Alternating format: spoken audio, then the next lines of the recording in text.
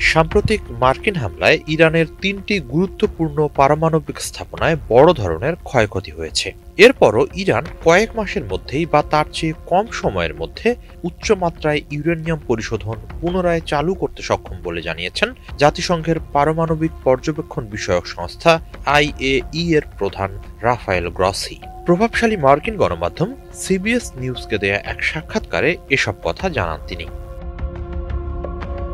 Grossi বলেন, Iran যদি চায় তাহলে তারা কয়েক মাসের মধ্যেই পরমাণু বোমা বানানোর পর্যায়ে ইউরেনিয়াম পরিশোধন করতে পারে। যদিও দেশটি পরমাণু অস্ত্র বানানোর পথে হাঁটছে, এখন পর্যন্ত তেমন আভাস মেলেনি। তবে তাদের অনেক আচরণ নিয়ে ধোঁয়াশা আছে বলেও জানান এই কর্মকর্তা। তিনি বলেন, ইরানের কিছু জায়গায় ইউরেনিয়ামের নমুনা মিলেছে, যেগুলো আনুষ্ঠানিকভাবে ঘোষিত স্থাপনা নয়। এসব নিয়ে প্রশ্ন করা হলে বছরের পর বছর চলে গেলেও ইরানের দিক থেকে সদুত্তর মেলেনি বলে জানান IAEA প্রধান।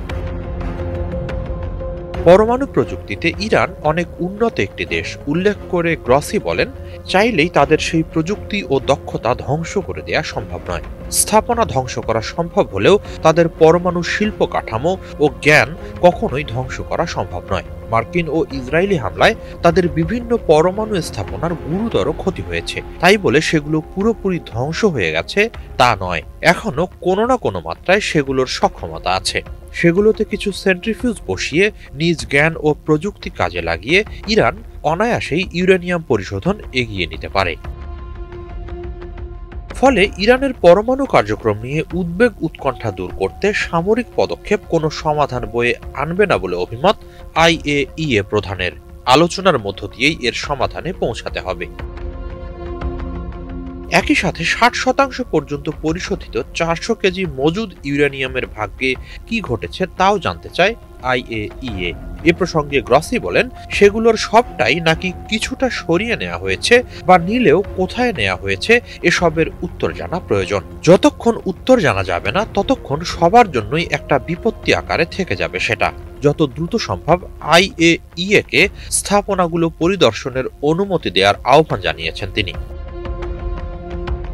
এদিকে এরই মাঝে IAEA এর সাথে যে কোনো প্রকার সহযোগিতার সম্পর্ক না রাখা বিষয়ে একটি প্রস্তাব পাশ করেছে ইরানের পার্লামেন্ট। এর পরপরই তাতে অনুমোদন দেয় দেশটির গার্ডিয়ান কাউন্সিল। ফলে ইরান যে IAEA এর আহ্বানে সাড়া দেবে না তা স্পষ্ট। এ অবস্থায় দেশটির পরমাণু কার্যক্রম নিয়ে উদ্বেগ উৎকণ্ঠা ও উত্তেজনা আবারও নতুন করে ডালপালা মেলবে, সেই আশঙ্কা দানা বাঁধছে। হিজল জোবায়ের, বাংলা ভিশন।